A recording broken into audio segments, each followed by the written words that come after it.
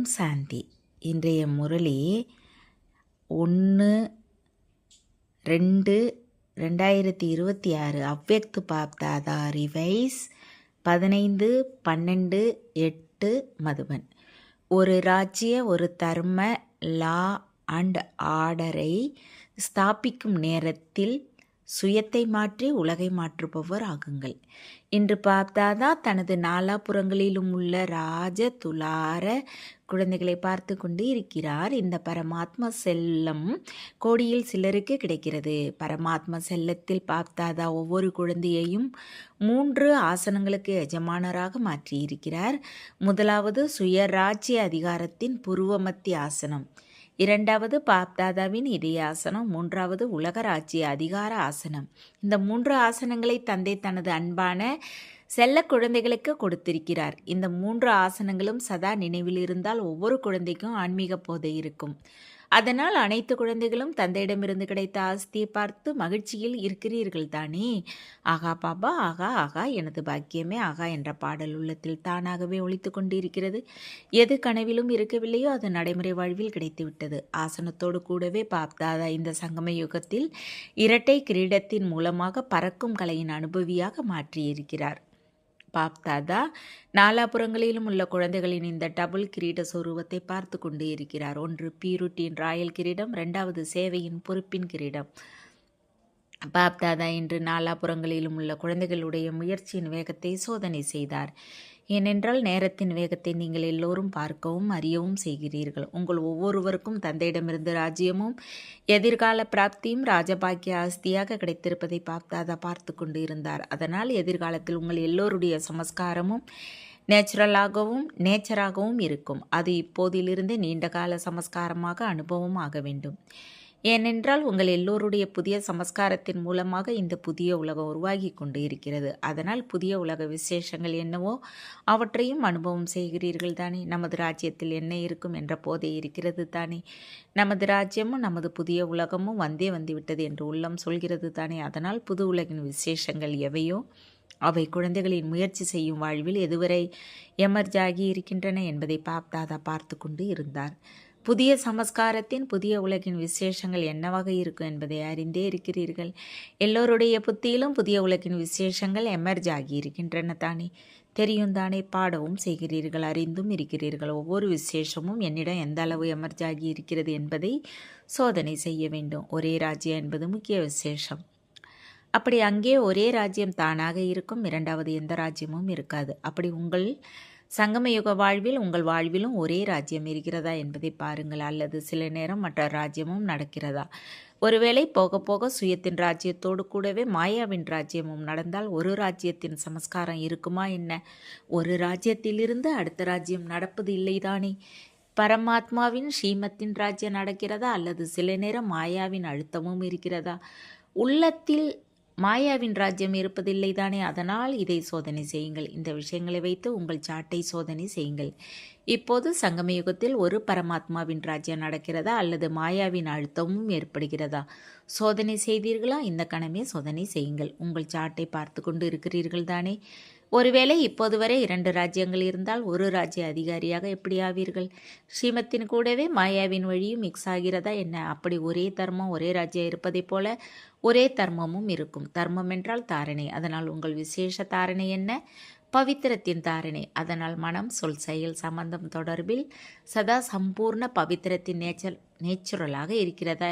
எப்படி அங்கே உங்கள் ராஜ்யத்தில் பவித்திரத்தின் சுய தர்மம் தானாகவே இருக்குமோ அப்படி இந்த நேரம் பவித்திரத்தின் தாரணை நேச்சராக மாறி இருக்கிறதா? ஏனென்றால் உங்கள் அனாதி மற்றும் ஆதி சொரூபம் பவித்திரம் என்பது தெரியும். அதனால் ஒரு தர்மம், அதாவது பவித்திரம் இயல்பாக இருக்கிறதா என்பதை சோதனை செய்யுங்கள்.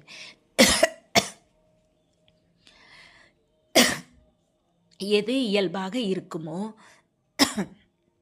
அது விரும்பாவிட்டாலும் வேலை செய்யும். ஏனென்றால் சில குழந்தைகள் உரையாடும் போது என்ன சொல்கிறீர்கள்? மிக இனிய விஷயங்களை பேசுகிறீர்கள். விரும்பவில்லை எனினும் சில நேரம் மனதில் சில நேரம் சொல்லில் ஏதாவது அப்பவித்திரத்தின் அம்சம் எமர்ஜ் ஆகிறது. சமஸ்காரம் பல ஜென்மங்களாக இருக்கிறது தானே, அதனால் அப்படி ஆகிறது என்று சொல்கிறீர்கள். பவித்திரத்தின் தாரணை நேச்சராகவும் நேச்சுரலாகவும் இருப்பதே ஒரு தர்மத்தின் அர்த்தம். அப்படி வார்த்தையில் ஆவேசம் வருகிறது, கோபம் இல்லை. கொஞ்சமாக ஆவேசம் வந்தது என்று சொல்கிறீர்கள். அப்போது ஆவேசம் என்ன? அது கோபத்தின் குழந்தை தானே. அதனால் ஒரு தர்மத்தின் சமஸ்காரத்தை எப்போது இயல்பாக்குவீர்கள்? அதனால் சோதனை செய்யுங்கள். எனினும் சோதனை செய்வதோடு கூடவே தந்தையிடமிருந்து கிடைத்திருக்கும் சக்திகள் மூலமாக மாற்றம் செய்யுங்கள். இருந்தும் பார்த்தாதா முன்கூட்டியே கவனத்தை இருக்கிறார். இருந்தும் இப்போது சோதனை செய்து மாற்றம் செய்வதற்கு தீவிர முயற்சி செய்தால் அதற்கு மார்ஜின் இருக்கிறது. எனினும் சற்று நேரத்திற்கு பிறகு திடீரென டூ லேட்டின் போடப்படும். பிறகு பாபா சொல்லவே இல்லை என்று சொல்லாதீர்கள். அதனால் இப்போது முயற்சியின் காலம் சென்றுவிட்டது. எனினும் தீவிர முயற்சியின் நேரம் இப்போதும் இருக்கிறது. அதனால் சோதனை செய்யுங்கள். எனினும் சோதனை மட்டும் செய்யாதீர்கள், கூடவே மாற்றவும் செய்யுங்கள். சிலர் சோதனை செய்கிறார்கள், எனினும் மாற்றத்தை கொண்டு வர சக்தி இருப்பதில்லை. சோதனையும் மாற்றமும் ஒரு சேர நடக்க வேண்டும். ஏனென்றால் உங்கள் எல்லோருடைய சுயமரியாதை மற்றும் உங்கள் எல்லோருடைய புகழ் என்ன, பட்டம் என்ன? மாஸ்டர் சர்வசக்திவான். அப்படி இருக்கிறீர்களா அல்லது சக்திவானாக இருக்கிறீர்களா? யார் மாஸ்டர் சர்வசக்திவான் என்று சொல்கிறீர்களோ அவர்கள் கரங்களை உயர்த்துங்கள். நல்லது. மாஸ்டர் சர்வசக்திவான்களாக இருக்கிறீர்கள், வாழ்த்துக்கள். எனினும் மாஸ்டர் சர்வசக்திவானாக இருந்து மாற்ற முடியவில்லை என்றால் என்ன சொல்லப்படும்? சொந்த சமஸ்காரத்தை நேச்சரை மாற்ற விரும்பியும் மாற்ற முடியவில்லை என்றால் என்ன சொல்வார்கள்? மாஸ்டர் சக்திவானா அல்லது மாஸ்டர் சர்வசக்திவானா என தன்னை கேளுங்கள். செய்தே ஆக வேண்டும் என மாஸ்டர் சர்வசக்திவான் எண்ணத்தை எழுப்பினால் அது செய்து முடிக்கப்பட்டிருக்கும். ஆகும், பார்ப்போம், இது நடப்பதில்லை என்ற எண்ணம் இருக்காது. அதனால் எதை யோசிக்கிறீர்களோ அந்த எண்ணமும் சொரூபமும் ஒரு சேர நடக்க வேண்டும். இப்போது நேரப்படி இந்த ரிசல்ட் இருக்க வேண்டும். இப்போது புதிய வருடம் அவ்யக்த வருடம் வரப்போகிறது. அவ்யக்த பாலனை ஆரம்பித்து 40 வருடங்கள் ஆகின்றன. அவ்யக்த பாலனை மற்றும் வியக்த ரூப பாலனைக்கு 72 வருடங்கள் ஆகிவிட்டன. அதனால் 2 தந்தைகளின் பாலனைக்கு ரிட்டனை பார்த்தாதாவிற்கு கொடுக்க மாட்டீர்களா என்ன? பாலனை என்ன மற்றும் பிராக்டிக்கல் என்ன என்பதை யோசனை செய்யுங்கள். இப்போதும் கவனக்குறைவும் ராயல் சோம்பலும் இருப்பதை பார்த்தார். ஆகிவிடும், ஆகிய தீர்வோம், சேர்ந்தே தீர்வோம் என்பன ராயல் சோம்பல். செய்து கொண்டுதானே இருக்கிறோம், இது நடக்கத்தானே வேண்டும், இதை செய்துதானே ஆக வேண்டும் என சொல்லிலும் செயலிலும் வித்தியாசம் வருகிறது. பார்த்தாதான் ஒரு காட்சியை பார்த்து சிரித்து கொண்டிருக்கிறார். அப்படி என்ன சொல்கிறீர்கள்? இது நடந்துவிட்டால், இவர் செய்துவிட்டால் நான் மிக நன்றாக முன்னேறுவேன், பிறர் மாற வேண்டும் என்ற உணர்வு இருக்கிறது. எனினும் சுயமாற்ற உணர்வு ஆங்காங்கே குறைகிறது. இப்போது பிறரை பார்க்கும் உணர்வை மாற்றுங்கள். ஒருவேளை பார்க்க வேண்டும் என்றால் விசேஷத்தை பாருங்கள். இப்படித்தானே நடக்கிறது, இப்படித்தானே செய்கிறார்கள், இவரும் தானே செய்கிறார் என்ற பாவனையை குறையுங்கள். தன்னை பாருங்கள், தந்தையை முன்னால் வையுங்கள். மற்ற யாராக இருந்தாலும், மகாரதியாக இருந்தாலும், இடையில் இருப்பவராக இருந்தாலும் முயற்சியில் ஏதோ ஒரு குறையை மாற்றிக்கொண்டு இருக்கிறார். அதனால் தந்தையை பாருங்கள், டபுள் தந்தையை பாருங்கள், பிரம்ம பாபாவை பாருங்கள், சிவ் பாபாவை பாருங்கள். தந்தை உங்களை இதய சிம்மாசனத்தில் அமர்த்தி இருக்கிறார். நீங்களும் உங்கள் உள்ளத்தில் தந்தையை அமர்த்தி இருக்கிறீர்கள். சி பாதர் என்பதே உங்கள் ஸ்லோகனாகவும் இருக்கிறது. சி சிஸ்டர், சி பிரதர் என்ற ஸ்லோகனே இல்லை. ஏதோ கொஞ்சம் குறை இப்போது எல்லோரிடத்திலும் இருக்கிறது. எனினும் பிறரை பார்க்க வேண்டுமென்றால் விசேஷத்தை பாருங்கள். எந்த குறையை தன்னிடமிருந்து அகற்றுகிறீர்களோ அதை பார்க்காதீர்கள். இரண்டாவது விஷயம், உங்கள் ராஜ்யம் நினைவில் இருக்கிறது தானே. நேற்று இருந்தது, நாளை மீண்டும் இருக்கும். உங்கள் புத்தியில், கண்களில் உங்கள் ராஜ்யம் தெளிவாக தெரிகிறது தானே. எத்தனை முறை ராஜ்யம் செய்திருக்கிறீர்கள், எண்ணி பார்த்திருக்கிறீர்களா? அநேக முறை ராஜ்யம் செய்திருக்கிறீர்கள். உங்கள் ராஜ்ய அதிகாரி ரூபமும் உயர்ந்த ராஜ்யமும் சொன்னவுடன் முன்னால் வருகிறது. அப்படி உங்கள் ராஜ்யத்தில் சட்டம் ஒழுங்கு தானாகவே இருக்கும். எல்லோரும் ஞானம் நிறைந்த சமஸ்காரமுடையவர்கள். சட்டம் என்ன, ஒழுங்கென்ன என்பது தெரியும். அப்படி இப்போது உங்கள் வாழ்வில் பாருங்கள். தந்தையின் கட்டளைப்படி நடக்கிறீர்களா அல்லது சில நேரம் மாயாவின் கட்டளையும் நடக்கிறதா? சில நேரம் பிறர் வழி, மனவழி என்பதை ஸ்ரீமத்தை தவிர மற்றதும் நடப்பது இல்லைதானே. மேலும் சட்டம் என்ன? கவலையற்ற மகாராஜாவாக இருப்பதே சட்டம். எந்த கவலையும் இல்லை, ஏனென்றால் அனைத்து பிராப்திகளும் இருக்கின்றன. அப்படி சங்கமத்தின் உயர்ந்த பிறவியிலும் அனைத்து பிராப்திகளும் இருக்கின்றனவா என்பதை சோதனை செய்யுங்கள். எதை தந்தை கொடுத்தாரோ அது பகவான் கொடுத்த பிரசாதமாக இருக்கிறது தானே. பிரசாதத்திற்கு எவ்வளவு மதிப்பு கொடுக்கின்றார்கள்? தந்தையின் பிராப்திகள் எதுவாக இருந்தாலும் அது பிரபுவின் பிரசாதம் கிடைத்திருக்கிறது. பிரபுவின் பிரசாதத்திற்கு மகத்துவம் இருக்கிறது தானே. ஆஸ்தியும் இருக்கிறது, அதிகாரமும் இருக்கிறது, பிரசாதமும் இருக்கிறது. அதனால் சட்டம் ஒழுங்கு இரண்டும் முழுமையாக இருக்கிறதா என்பதை சோதனை செய்யுங்கள். மாற்றத்தை செய்ய என்ன சக்தி கிடைத்திருக்கிறதோ அந்த மாற்றத்தின் சக்தியை குறித்த நேரத்தில் காரியத்தில் பயன்படுத்தினால் பெரும்பாலோருக்கு எந்த உழைப்பும் தேவைப்படாது என்ற ஒரு விஷயத்தை பார்த்தாதா பார்த்து கொண்டு இருந்தார். ஒருவேளை எப்போதாவது எந்த விதத்திலாவது மாயாவிடம் தோல்வி ஏற்பட்டால் 2 வார்த்தைகளை எல்லோரும் சொற்பொழிவிலும் சொல்கிறீர்கள், வகுப்பும் எடுக்கிறீர்கள். அந்த 2 வார்த்தைகள் வீழ்த்தவும் வைக்கின்றன, உயர்த்தவும் வைக்கின்றன என்று சொல்கிறீர்கள். அனைவருக்கும் அந்த அனுபவம் இருப்பதை பாருங்கள். அந்த 2 வார்த்தைகளை எல்லோரும் அறிந்திருக்கிறீர்கள். அவை எல்லோருடைய மனத்திலும் வந்துவிட்டன.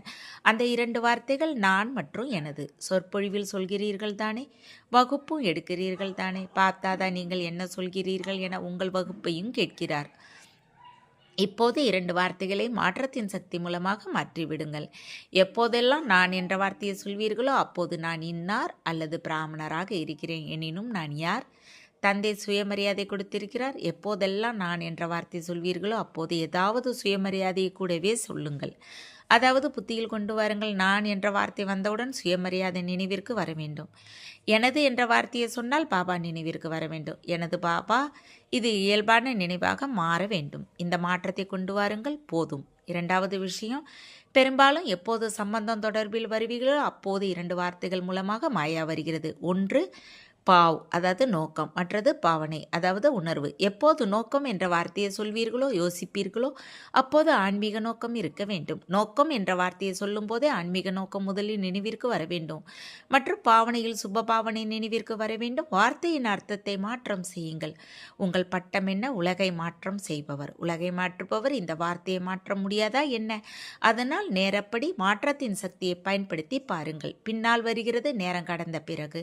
மனதிற்கு பிடிக்காத போது நேரமோ கடந்துவிட்டது என தன் மனம் தானே யோசிக்கிறது. எனினும் நேரமோ கடந்துவிட்டது தானே. அதனால் இப்போது தீவிர வேகம் அவசியம். சில நேரம் இல்லை, அதிக நேரம் சரியாகத்தானே இருக்கிறேன் என்று நினைக்காதீர்கள். எனினும் கடைசி நொடிக்கு எந்த உத்தரவாதமும் இல்லை என்பதை பார்த்தாதான் சொல்லியிருக்கிறார்.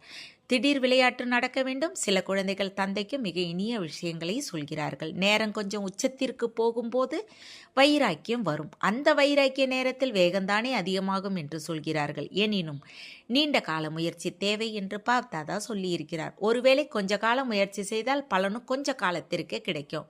முழு 21 ஜென்மங்களுக்கு பலன் உருவாகாது. பார்த்தாதாவின் 3 வார்த்தைகளை சதா நினைவில் வையுங்கள். 1 அச்சானக்கு, 2வது எவரடி, 3வது நீண்ட காலம். இந்த 3 வார்த்தைகளை சதா புத்தியில் வையுங்கள். எப்போது வேண்டுமானாலும் எங்கே வேண்டுமானாலும் ஒருவருக்கு கடைசி காலம் வர முடியும். இப்போது கூட பாருங்கள், எத்தனை பிராமணர்கள் போகிறார்கள். அவர்களுக்கு தெரிந்திருந்ததா என்ன? அதனால் நீண்ட கால முயற்சியால் முழு 21 ஜென்மங்களுக்கு ஆஸ்தியை பெற்றே ஆக வேண்டும்.